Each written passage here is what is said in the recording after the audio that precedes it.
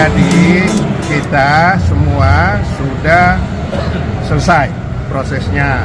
Bagus nih ya, melalui rapat Exco dan Pak Ketua Umum tidak ikut campur ya. Jadi Ketua Umum membiarkan kita berdiskusi dengan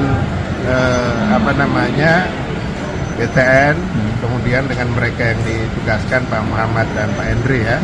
Kita, begitu yang selanjutnya pada saat pengambilan keputusan baru Ketua Umum yang memimpin rapatnya.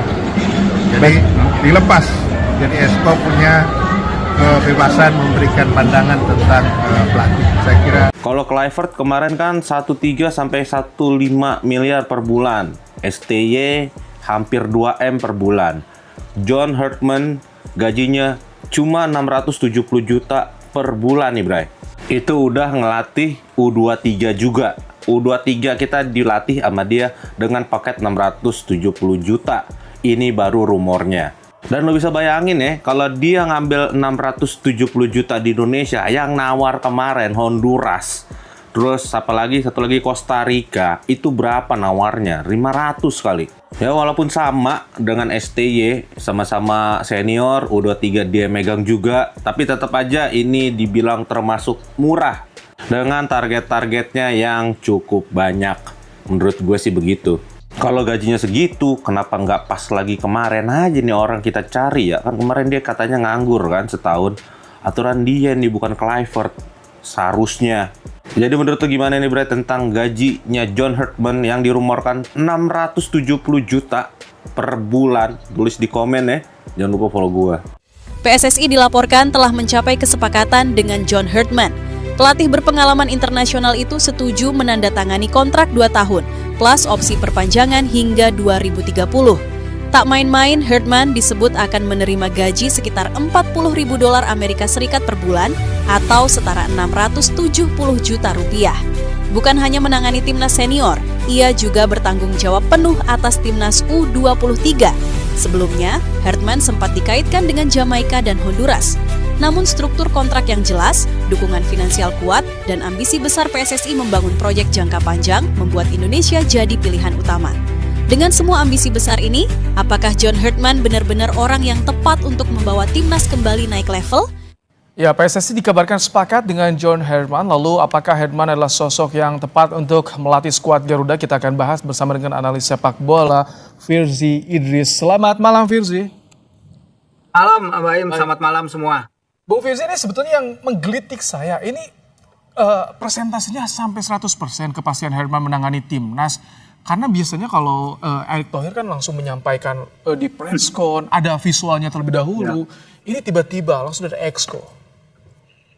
Enggak, ini jadi masih tahapan ya Mas Baim, bahwa ini belum 100% karena yang telah disetujui adalah di rapat Exco. Rapat Exco PSSI menyetujui dari 2 nama kandidat yang diyakini adalah Herdman dan juga Giovanni van Bronckhorst. Yang dipilih adalah Herdman.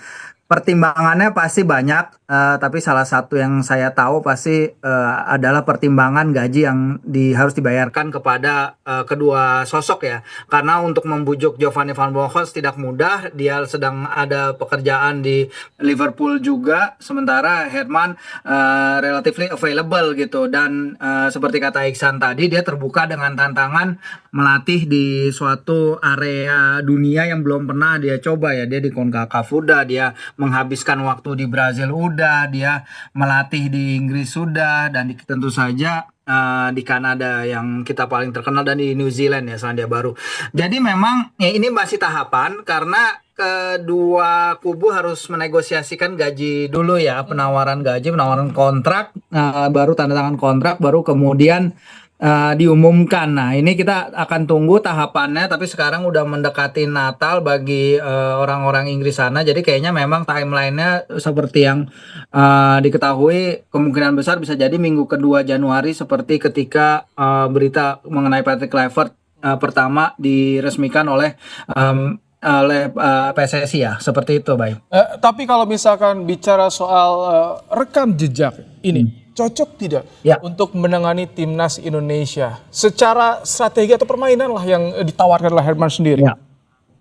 Ya, secara strategi permainan sih salah satu formasi yang jadi andalan Herman kan bermain 3 back ya, baik itu 3-4-2-1 atau 3-4-3. Dia lama menghabiskan waktu juga di Amerika Selatan untuk belajar metodologi Brazil ya, pelatihan asal Brazil karena memang kalau kita tahu sepak bola Indonesia dan sepak bola Brazil cocok, makanya banyak pemain Brazil juga main di liga kita.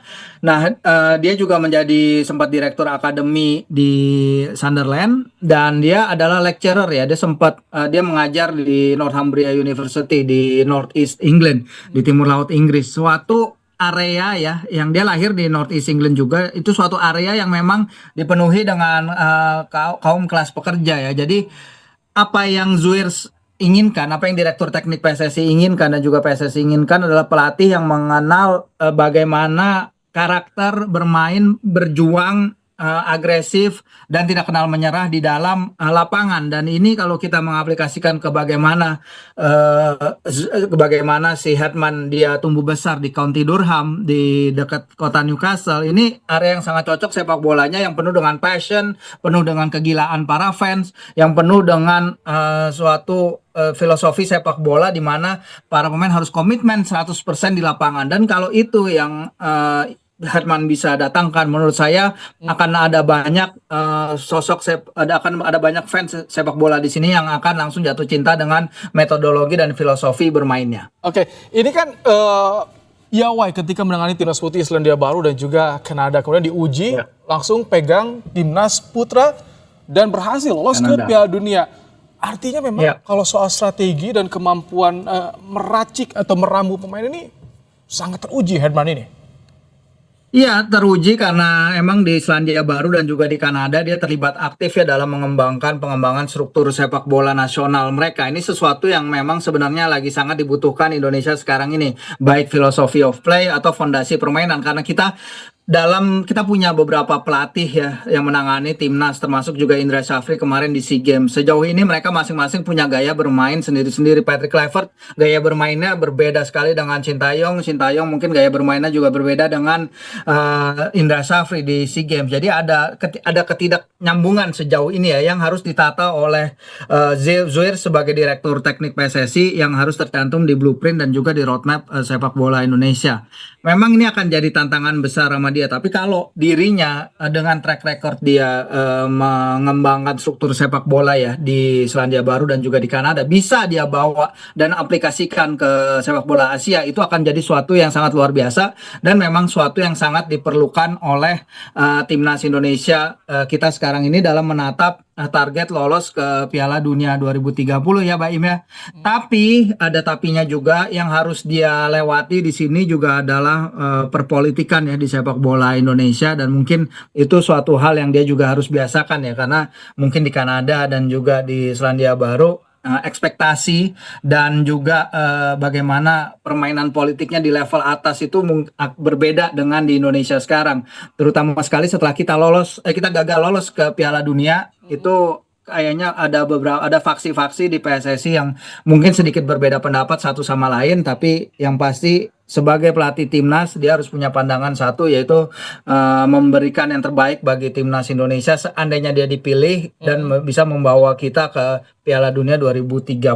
Ini kita menunggu pengumuman resminya, apakah betul pekan depan akan diumumkan Herman ini sebagai nakoda dari timnas Indonesia. Menarik untuk ditunggu. Terima kasih untuk analisanya Firly Idris, analis sepak bola.